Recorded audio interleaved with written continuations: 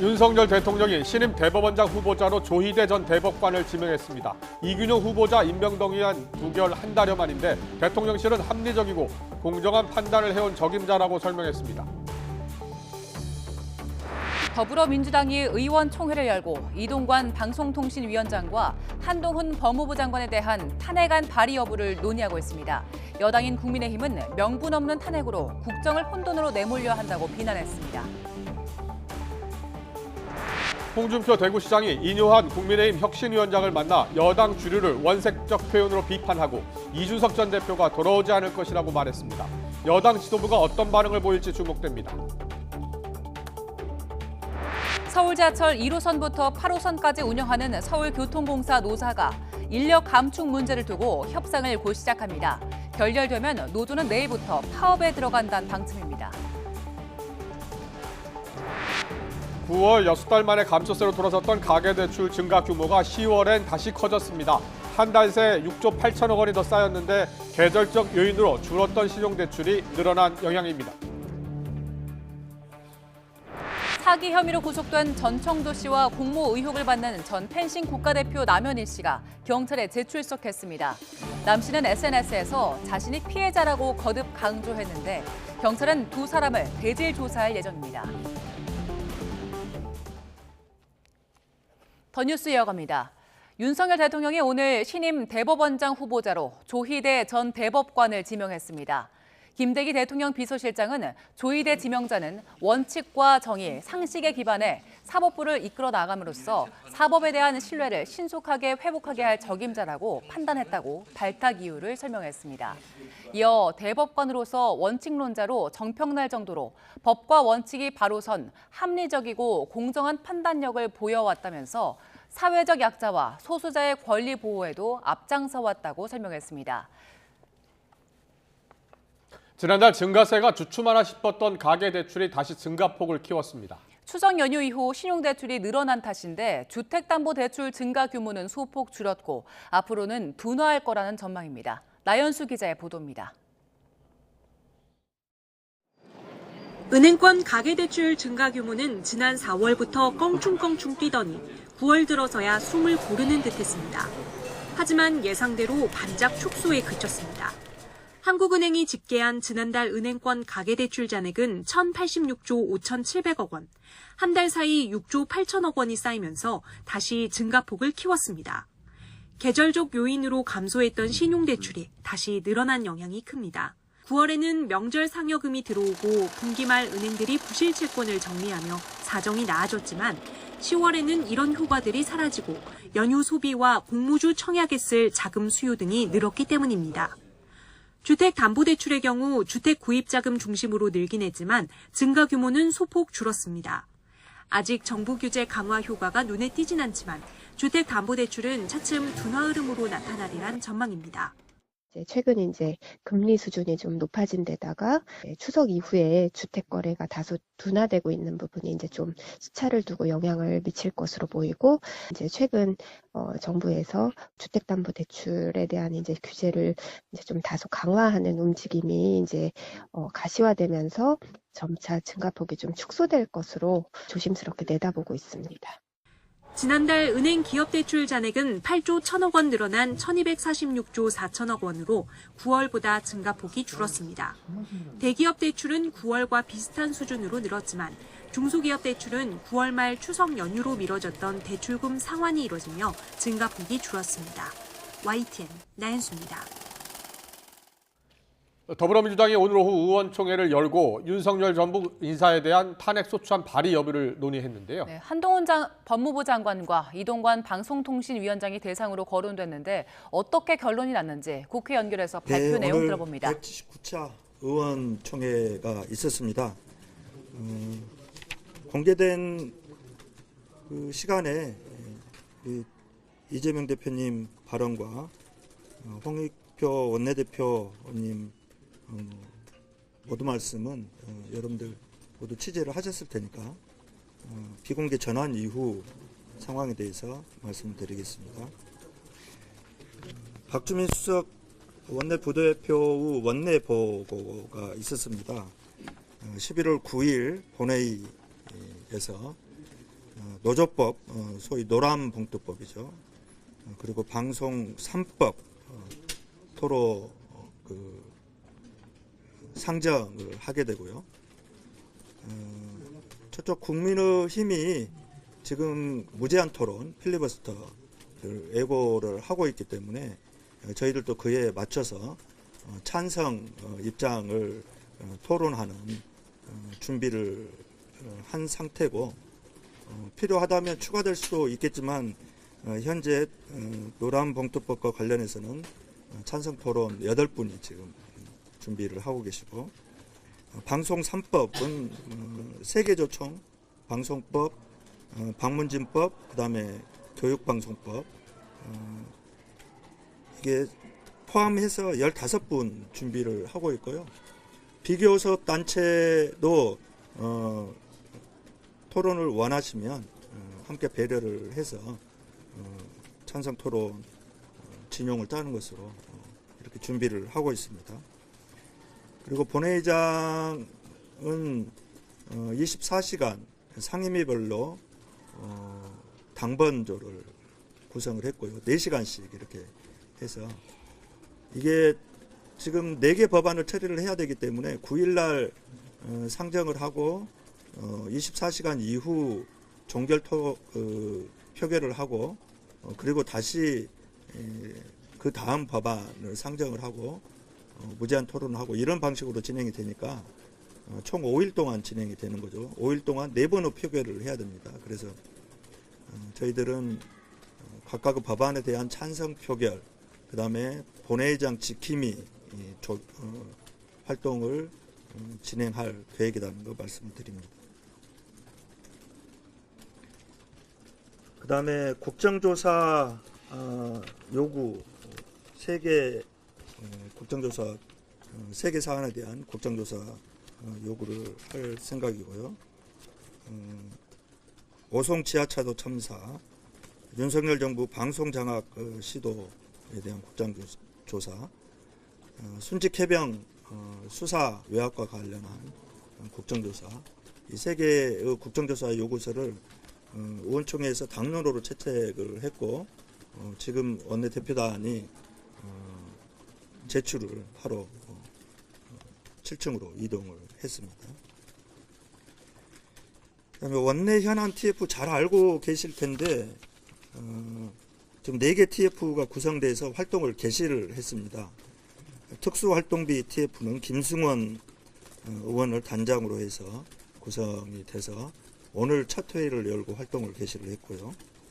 그다음에 R&D 예산 대응 TF는 유동수 원내 수석 정책 수석 부대표가 단장이 돼서 구성이 돼서 활동을 개시했습니다. 감사원 정치감사 진상규명 TF는 본래 최강욱 의원이 단장이셨는데 의원직 상실로 송기현 의원님이 단장을 대신하기로 했고요. 전세사기 근절 대책 및 보안입법 추진 특위 TF는 박주민 원내 운영수석 부대표가 단장이 돼서 구성이 돼서 활동을 이미 해왔습니다. 이전부터. 다시 한번 말씀드립니다. 그리고 이 현안 TF와 관련해서 한 가지 말씀을 드릴게요. 특수활동비 TF가 오늘 일종의 킥오프를 했는데요. 일부 언론에서 검찰 특활비 중에 마약 수사 특활비를 이게 삭감하기로 했다, 이런 보도가 있었는데 오늘 TF에서 논의된 바 없고, 제가 김승원 단장님한테 확인한 바로는 전혀 이 부분은 논의된 바 없다, 근거 없는 허위 보도다, 이렇게 말씀을 하셔서 이 부분은 공유를 해드리도록 하겠습니다. 이후에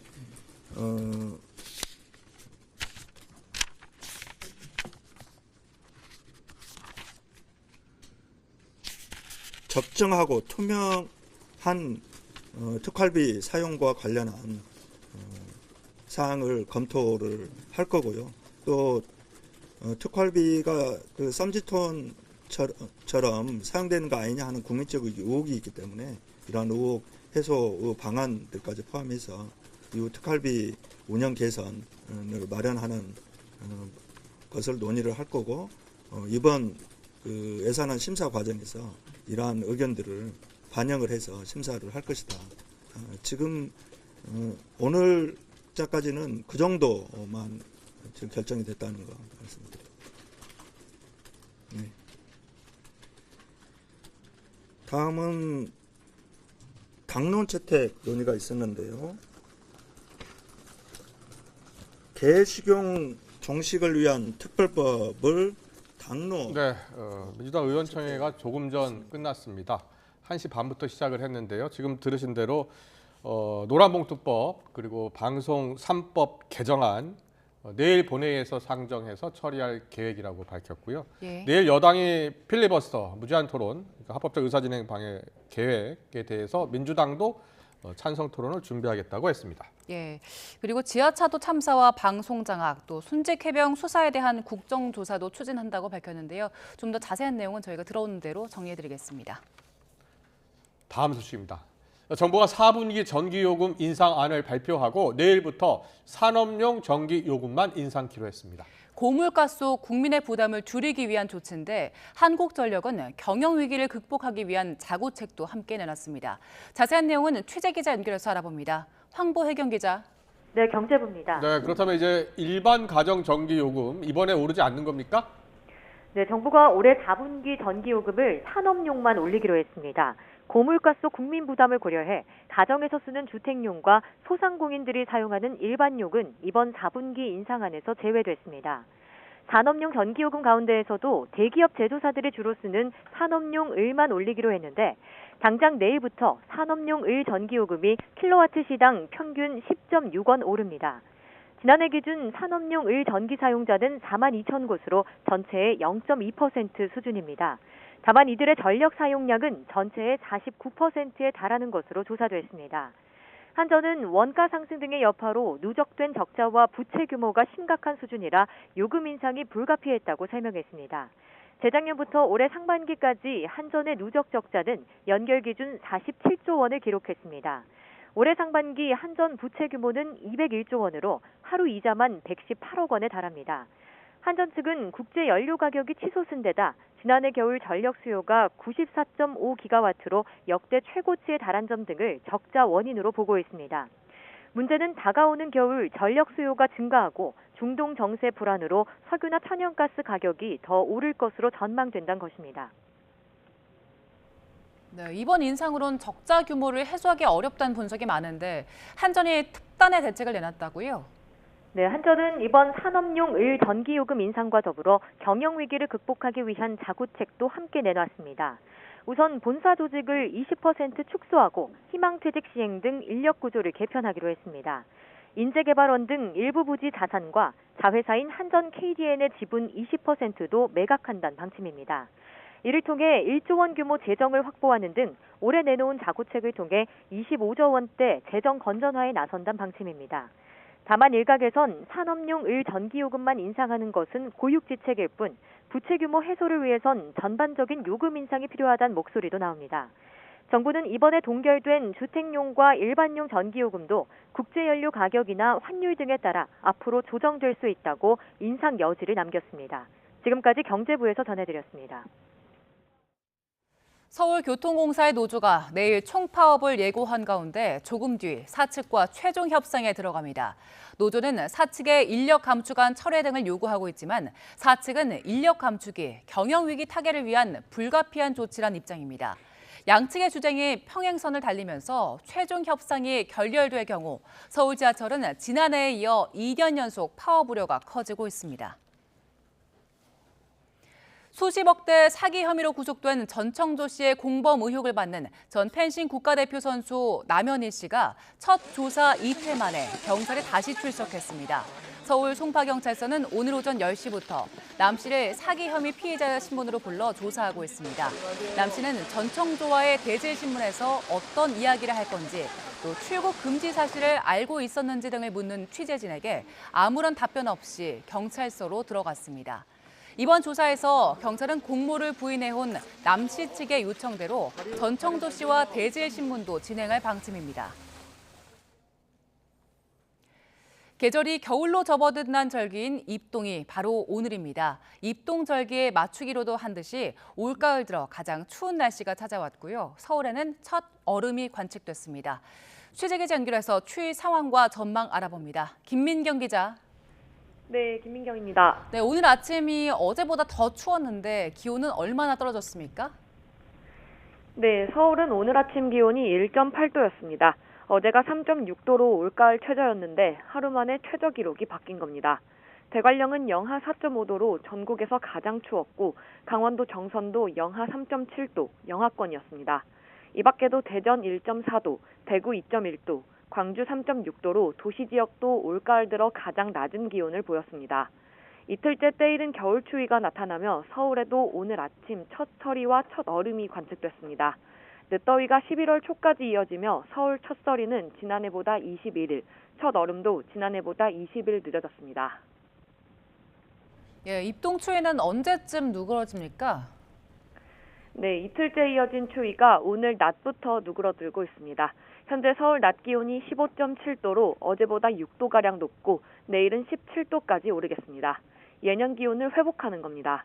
하지만 내일과 모레 전국에 비가 한 차례 내리면 주말부터 날씨가 다시 추워지겠습니다. 주말부터 서울 아침 기온이 영하권으로 내려가겠고 다음 주 월요일에는 영하 2도까지 떨어지며 이번보다 더 심한 추위가 찾아올 전망입니다. 지금까지 YTN 김민경입니다. YTN 김영수입니다.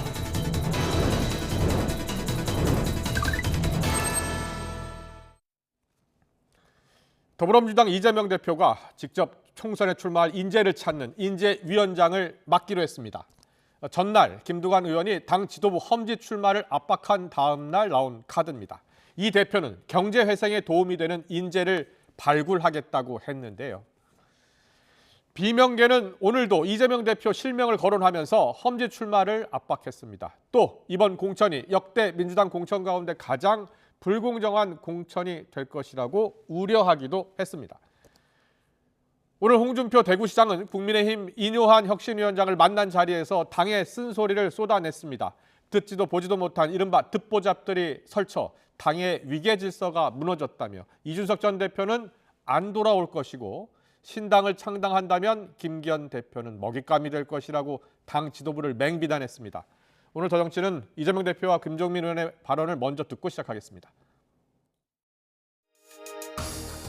지금 우리 경제 민생 상황이 매우 어렵고 경제 회복, 민생 회복이 핵심적인 과제이기 때문에 미래 과학 기술 또 경제 회생에 도움이 되는 훌륭한 인재를 최우선적으로 발굴해야 되지 않을까 생각합니다.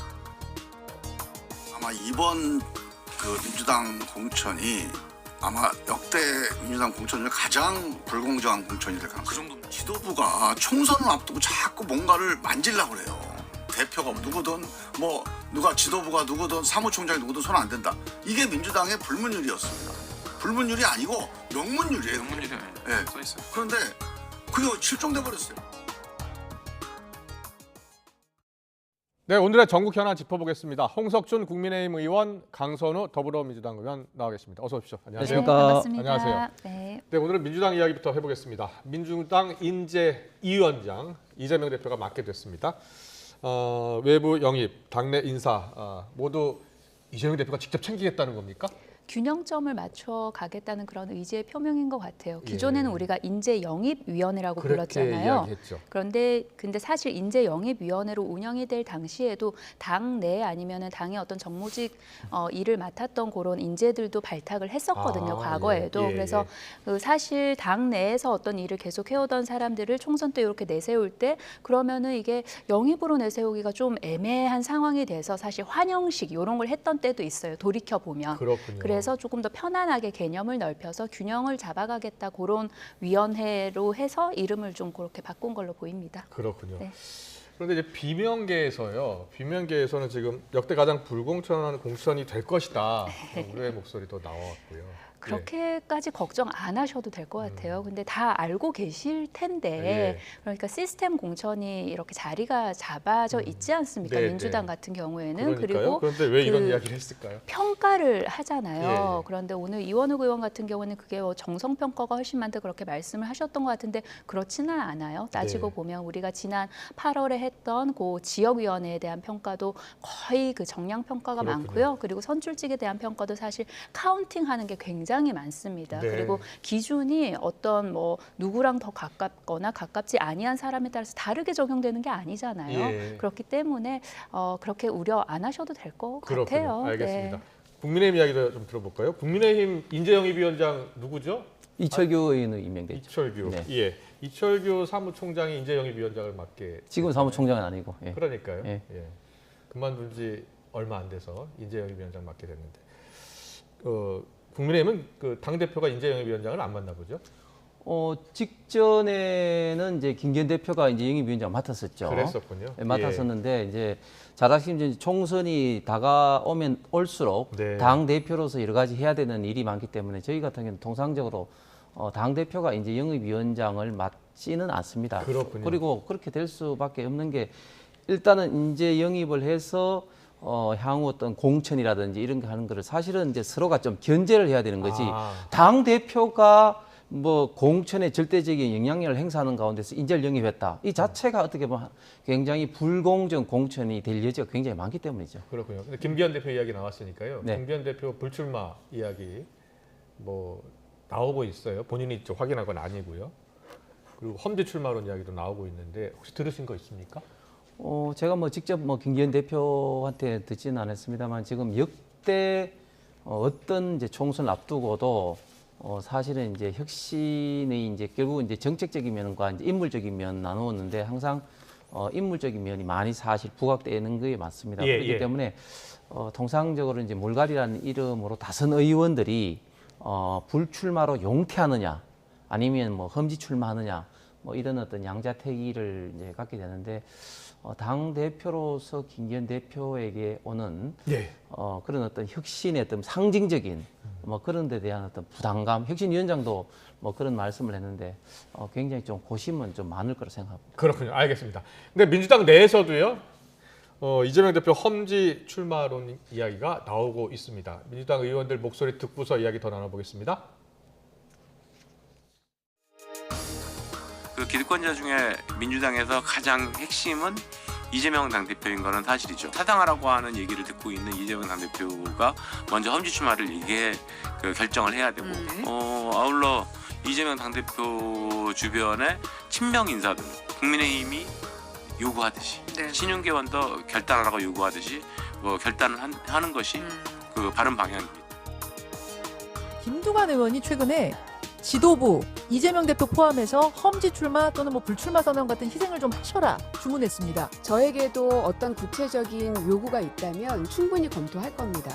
지도부는 정말 절벽 아래로 뛰어내릴 생각까지 하면서 임해야 된다고 생각합니다. 이재명 대표도 같은 생각이십니까? 그러지 않을까요? 저는 그렇게 느낍니다.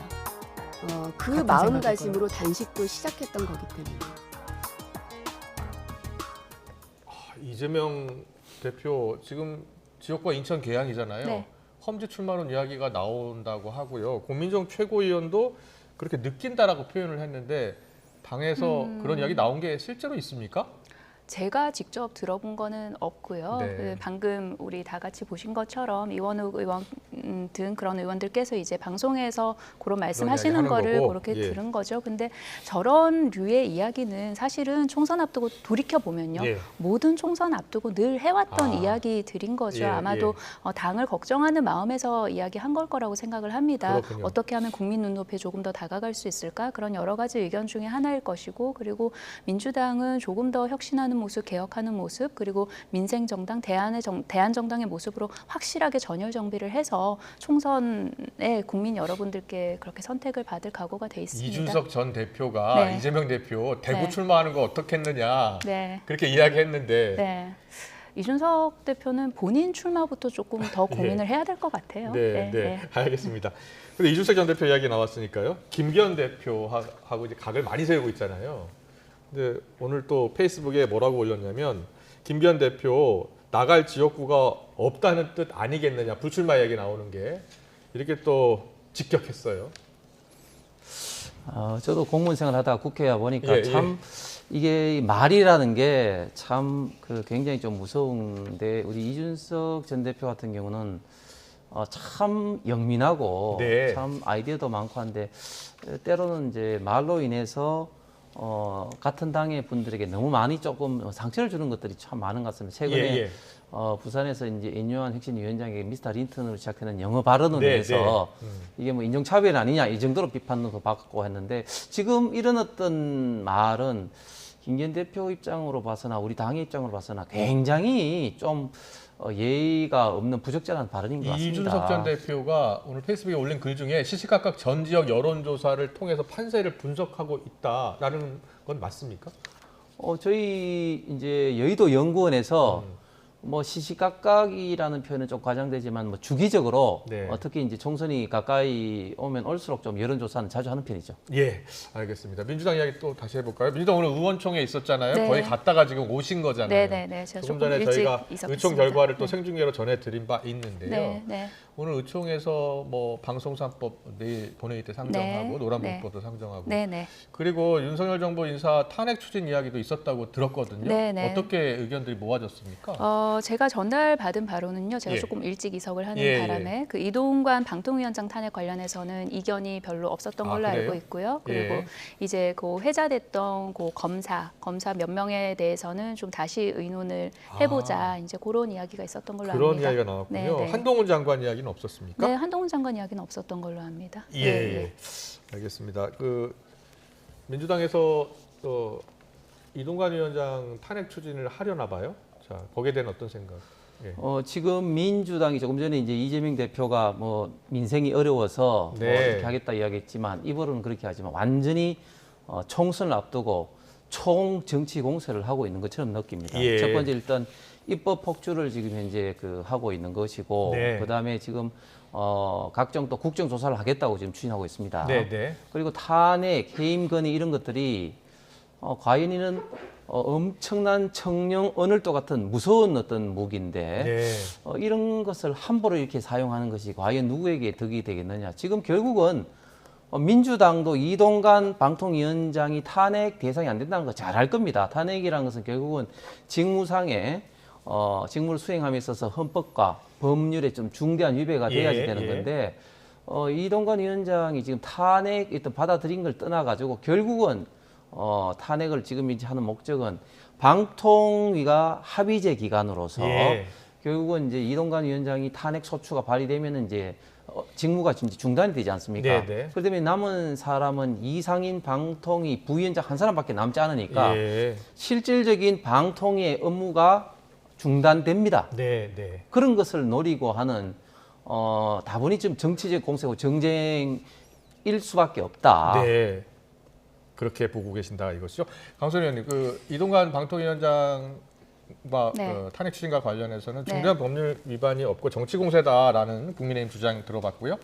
탄핵이라는 것이 국회에서 이제 행정부를 견제할 수 있는 여러 가지 수단 중에 하나인 것인데 기본적으로는 말씀 주셨다시피 중대한 법률 또는 헌법의 위반이 있어야 되는 것이죠. 그러면 기본적으로 법률적인 검토가 끝났다는 이야기입니다. 이렇게 추진한다는 것은 법률적인 검토가 끝났고요. 그리고 여러 가지 법률적인 검토가 끝난 이후에는 정무적인 판단을 하는 것이죠. 정당이 정치를 하는 집단인데 당연히 정치적인 의사결정을 하는 거 아니겠습니까? 그리고 특히나 이번 정부 들어서 이태원 참사 누구 하나 책임졌어요? 오송 지하차도 참사 누구 하나 책임졌어요? 그 해병대 사망 사건 누구 하나 책임졌습니까? 이런 상황에서 국무위원 등을 상대로 야당이 견제를 하는 그런 정치적인 행위를 하지 않는다면 오히려 야당의 직무유기인 거죠, 그거는. 그래서 더불어민주당이 함부로 탄핵을 지금 남용하고 있다 그렇게 말씀하시면 안 되는 겁니다. 네, 알겠습니다.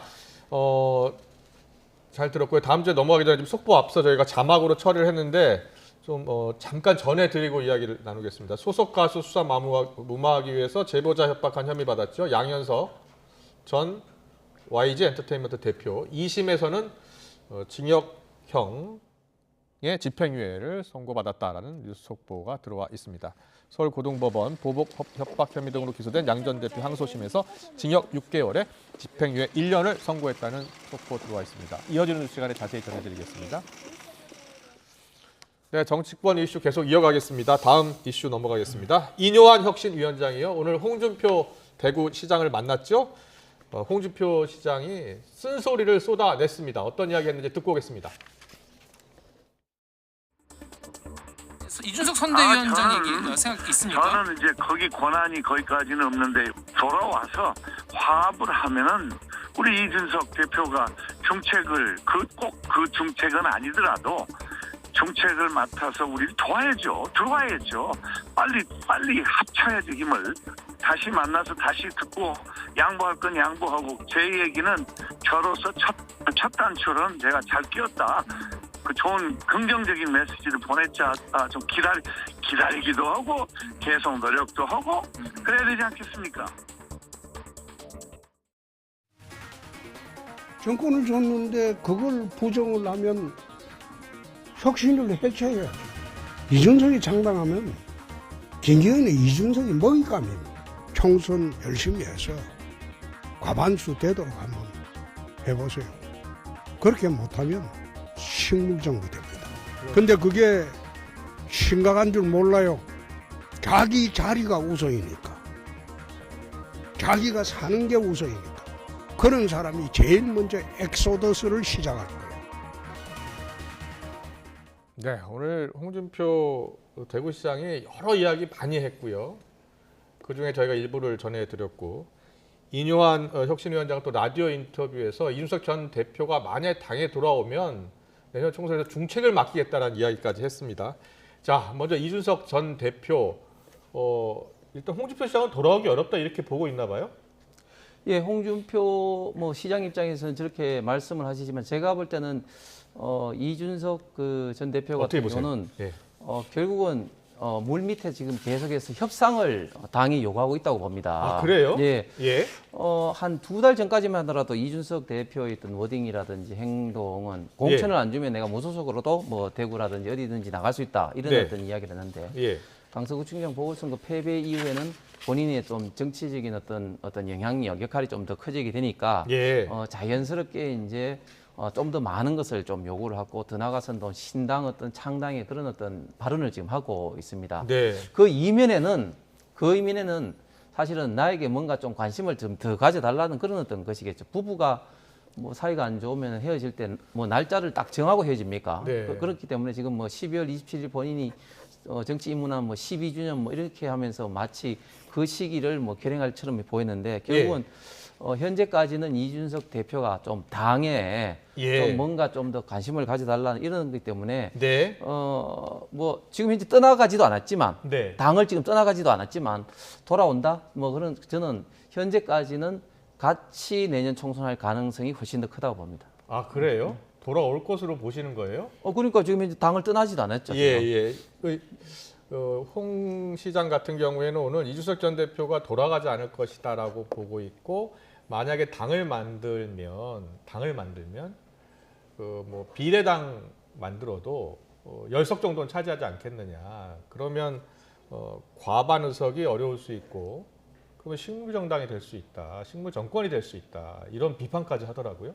예, 그 말씀은 맞는 말씀이에요. 지금 이제 민주당의 행태를 보시면은 지금 각종 어떤 해임건의 탄핵 국정조사를 해서 사실상의 어떤 정상적인 수행을 엄청나게 지금 방해를 하고 발목을 지금 잡고 있습니다. 그런 측면에서 저희가 과반을 못하면은 식물정부가 될 수 있다. 이런 홍준표 시장의 경고는 상당히 맞는 말이고 그리고 결국 앞으로 이준석 대표를 비롯해서 제3당이라든 이런 게 두 가지가 크게 좌우된다 보면 첫 번째 정계 협상입니다. 만약에 지금 이런 식으로 이제 간다든지 이렇게 하면은 결국은 이제 그 연동형 비례대표 하에서는 비례정당의 어떤 가능성이 굉장히 커집니다. 그렇기 때문에 지금 그저께 양양자 의원과 몇 분들이 이제 소통관의 기자회견하면서 위성정당 방지법을 발의하겠다고 이제 이야기를 했습니다. 그렇게 이제 선거 제도가 어떻게 되느냐 이런 데서 굉장히 많이 이제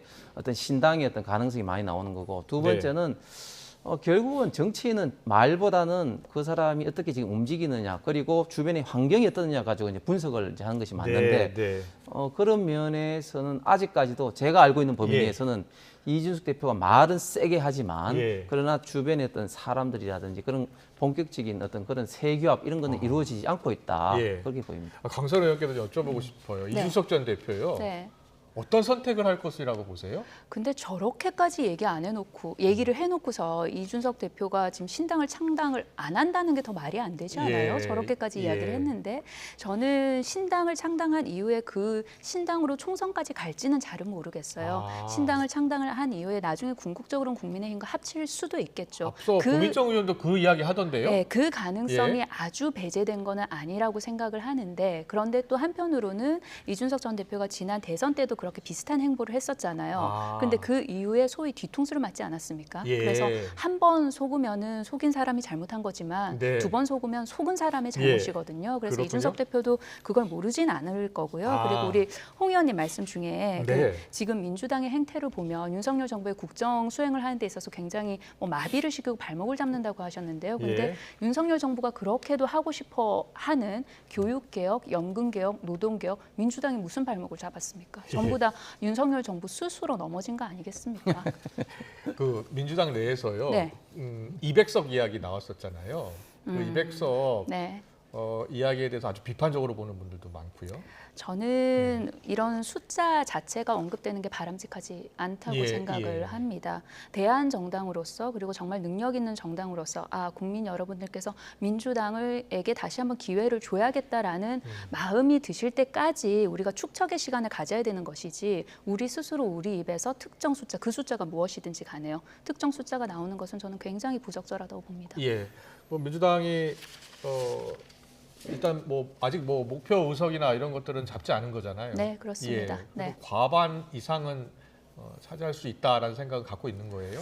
강서구청장 보궐선거 결과로 저희 민주당이 느낀 것은 정말로 민심이 무섭다는 거였어요. 그러니까 저희가 서울선거 같은 경우에는 4.7 재보궐, 대선, 그다음에 지방선거 참패하지 않았습니까? 그런데 강서구청장 재보궐에서는 굉장히 큰 격차로 승리를 했어요. 17%포인트 이상 차 났죠. 네, 그런데 그 큰 격차가 그렇게 승리의 마음을 주신 그 마음들이 반대로 돌아서는 것도 한순간이다라는 것을 정말로 무겁게 느끼고 있거든요. 그래서 어떤 뭐 목표 의석이라든지 특정 숫자라든지 그런 것은 당에서 전혀 이야기하고 있지 않습니다. 그렇군요. 홍 시장이 그 총선 과반 못하면 윤석열 정권 식물 정권 된다 이런 오늘 비판을 했거든요. 여기에 대한 생각은요? 그럴 가능성이나 뭐 걱정이 당연히 여당 입장에서는 있는 것이겠죠. 그래서 지금 현재 여당도 여러 가지로 인유한 혁신위원장이라든지 뭐 개혁을 하려고 하는 것 아니겠습니까? 그런데 그 인유한 혁신위원장 관련해서 한 말씀 드리자면은 저는 이분께서 하시는 행보가 혁신위원장의 무게로 보이지가 않아요. 정치 셀럽 같아 보여요. 그러니까 이제 혁신위원장이라 하면 예를 들면은 오늘 홍준표 시장을 만나실 것이 아니라 어제 무슨 일이 있었어요? 예결위장에서 신원식 국방부 장관 그 증권 거래하는 거 그 문자 잡혔잖아요. 그리고 그 김대기 비서실장 같은 경우에는 재산의 절반 가량 20몇 억을 재산 신고해서 누락했잖아요. 그러면은 이 여당을 혁신하겠다고 혁신위원장 자리에 가신 분이라면 오늘 홍준표 시장 만나실 게 아니고요. 대통령에게 건의해야 됩니다. 신원식 국방부 장관 해임하라고, 김대기 비서실장 해임하라고 건의해야 돼요. 그게 혁신위원장의 할 일이지 저렇게 유명한 정치인들 만나시면서 이야기 듣고 그리고 이렇게 카메라 이렇게 받으시는 그게 지금 혁신위원장으로서 하실 일은 아니다라는 말씀드립니다. 알겠습니다. 지금 민주당은 인유한 혁신위원장이라든지 특히 저희가 그 뉴시티, 메가시티라든지 공유도라든지 정책 드라이브를 그런 데서 상당히 좀 부러워하기도 하고 특히 인유한 위원장에 대해서는 민주당의 이래경 김은경 혁신위원장과 비교해서 너무 지금 이제 여러 가지로 의미 있는 행보를 하시니까 굉장히 좀 많이 부러워하실 것 같습니다. 알겠습니다. 이런 가운데요. 윤석열 대통령, 박근혜 전 대통령을 12일 만에 다시 만났습니다. 대구 경북 보수층 민심 다지기에 나섰다는 해석이 계속 나오고 있는데요. 거기에 대한 생각은 어떠세요? 지금 뭐 7개월 만에 7개월 만에 윤석열 대통령께서 이제 대구를 이제 방문하셨죠. 윤석열 대통령 입장에서는 대구가 가장 강력한 지지 기반이기도 하고 지난번 대선 때는 결국은 대구 경북의 힘으로 당선됐다 해도 가언이 아닌 상태에서 굉장히 애정이 있을 수밖에 없고 또 특히 최근에 이제 박근혜 대통령과의 어떤 그런 어떤 만남을 통해서 더더구나 좀 친밀감과 어떤 유대감이 더 많이 있을 거라고 그렇게 좀 생각을 합니다. 본인도 뭐 그런 어떤 뭐 말씀을 사석에서도 많이 말씀하시기 때문에 앞으로도 저는 이제 이런 걸 통해서 국가 균형 발전 차원에서 저희 대구 경북에 좀 더 많은 국가적인 좀 관심을 좀 받았으면 생각합니다. 보수 대통합에 나선 것 아니냐라는 분석도 있던데요? 뭐 당연히 뭐 저희가 이제 박근혜 대통령 같은 경우는 이제 탄핵으로 인해서 굉장히 보수 내에 많은 좀 갈등이 있었는데 뭐 그런 차원에서 당연히 이제 또 행보가 또 있는 거죠. 자, 민주당에서는 어떻게 보고 있을까요? 사실 두 사람은 국정농단 수사 당시 악연이 있었거든요. 그랬었죠.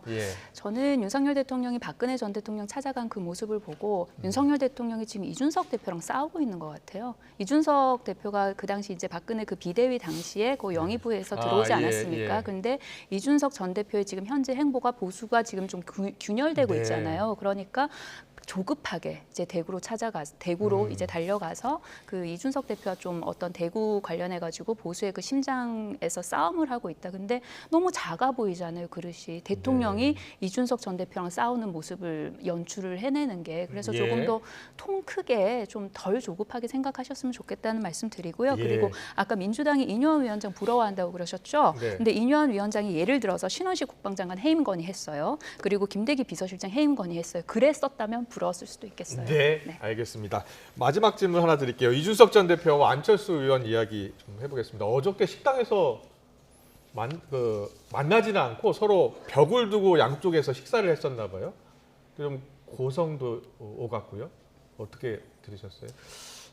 정말 그만큼 이야기는 하고 싶지만 이제 보기 싫을 정도로 두 분의 어떤 사이가 이제 그렇게 이제 나쁘다는 게 어떻게 보면 좀 상징적인 사건으로 이제 어떻게 비치는데 두 사람이 같은 식당에서 식사를 했는지도 모르겠어요. 그런데 안철수 씨 조용하세요라고 했나 봐요. 이준석 전 대표가.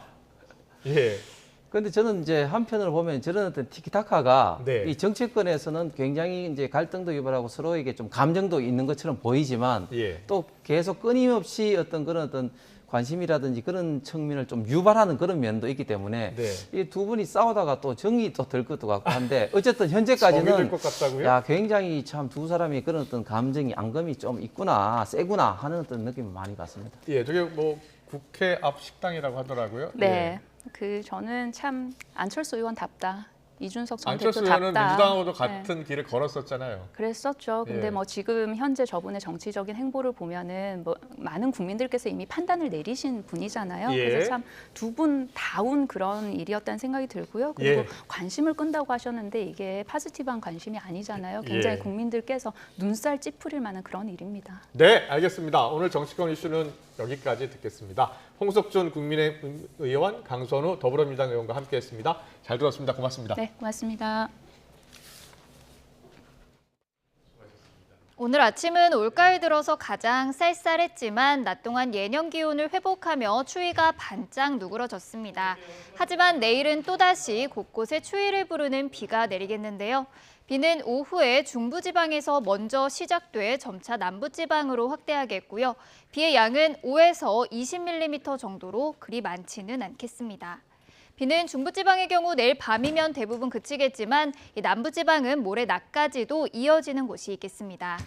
내일 아침 기온은 예년과 비슷하거나 조금 더 높겠는데요. 서울이 8도, 대전은 5도, 대구는 6도에서 출발하겠고요. 낮 기온은 오늘보다 높아서 일교차가 크게 벌어지겠습니다. 서울이 17도, 대전이 19도, 부산은 21도를 보이겠습니다. 비가 그친 뒤에는 강한 한기가 밀려오겠고요. 특히 주말부터는 서울에도 영하권 추위가 찾아올 전망입니다. 지금까지 날씨 정보였습니다. 이슈를 더 쉽게 전해드리는 더 뉴스, 내일은 더 준비하겠습니다. 잠시 뒤에는 뉴스큐가 방송됩니다. 시청해주신 여러분 고맙습니다.